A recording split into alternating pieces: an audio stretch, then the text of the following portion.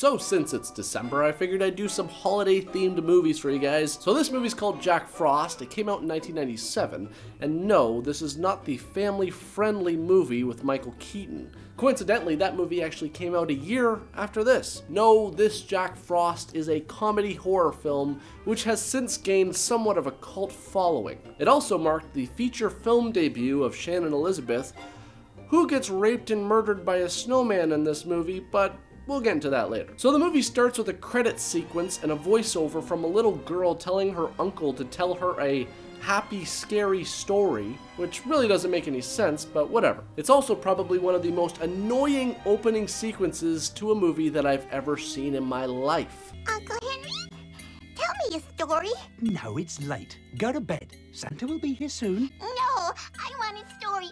Please.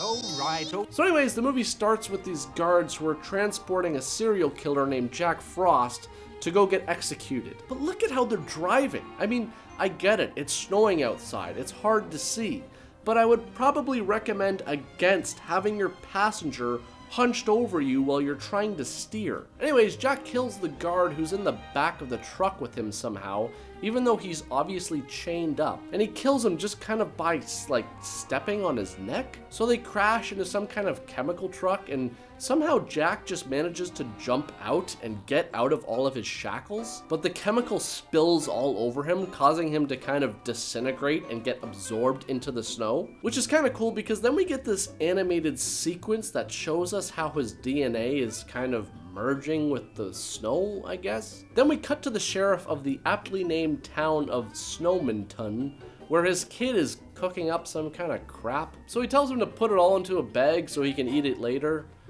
even though we all know he's probably gonna throw that shit out. Anyways, he goes to investigate a murder, but here's a tip when you're trying to create a dummy. If you want it to look realistic, try making it look like it actually has arms. So meanwhile, a pack of bullies start picking on the sheriff's kid because they want to go sledding, and he's making a snowman, which is, I guess, in the way of their sledding, even though the kid is making it on his front yard. Then Jack Frost pushes one of the bullies onto the ground, and one of the sleds goes right over his head, completely decapitating him. I guess in Snowmington, police protocol in these situations is to just shovel a bit of snow over the blood to cover it up, but not before putting the head into a clear evidence bag and carrying it right in front of the victim's family. Of course, in this situation, you'd expect the parents of the dead kid to probably be in shock, you know, trying to console one another, but they're not.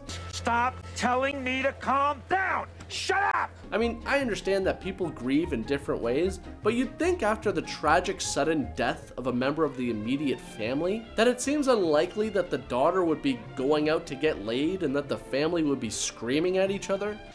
And where in God's name you think you're prowling off to like some lady of the night? Our grief isn't good enough for you? You may not have cared for your little brother. Jesus, Dad, I loved Billy. Do not be forsaking the Lord's name in my house, little girl! But that's just me, I don't know. Maybe they got other issues. She's only talking back to you because she's upset.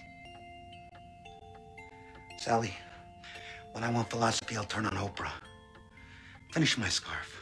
Yeah, finish his scarf. Your son just got his head cut off. He's grieving. So he goes outside, where of course Jack Frost kills him with an axe, and then he kills his wife by wrapping her in Christmas lights and smashing her face into a box of tree ornaments. So the FBI hears about the murders, and they step in and basically tell the sheriff that it's their case now and he can go f himself. Meanwhile, Shannon Elizabeth is still trying to bang her boyfriend even though her brother just died. So she tells him to get ready while she dries her hair, but of course Jack Frost is hiding in the freezer and kills the boyfriend by shooting icicles at him. Shannon then decides it's a good time to take a bath even though she literally just got finished drying her hair, but of course the water freezes and turns into Jack Frost. And this is probably the most entertaining kill of this whole movie, mostly because of how ridiculous it is. I mean, it's not every day you see a snowman rape and murder someone in the shower. So then the sheriff and his friends start coming up with creative ways to try and kill Jack Frost. First they try and blow him up, but that doesn't work since it just turns him into water and he can refreeze himself again. And then they try and trap him in a furnace, but that doesn't work either since it just turns him into water and he can refreeze himself again. So then he ends up in the sheriff's car and manages to freeze all of the locks,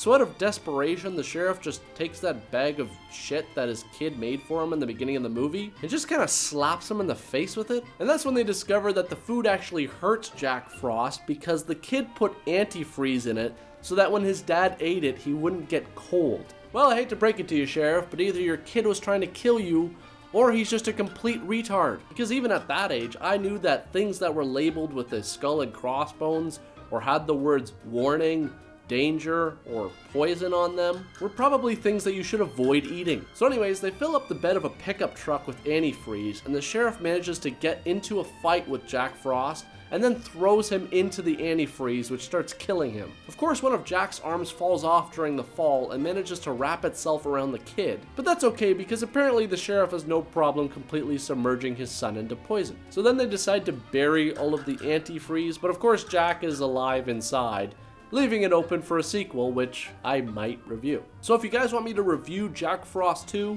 let me know in the comment section or on the Facebook page. Also, tell me your idea for something that you think would make a funny Christmas horror movie. Maybe something like evil eggnog that turns people into zombies or murderers or something. Or like an elf on the shelf that tortures people in the middle of the night. Or maybe a killer Christmas tree. Actually, I think M. Night Shyamalan probably has dibs on that. So put your ideas in the comment section below, and I promise I won't steal them. Except for that Elf on the Shelf one. That one's mine. I think I'm going to start writing that. Elf on a Shelf. Death on a Shelf. Yeah, I'm going to have to work on that title.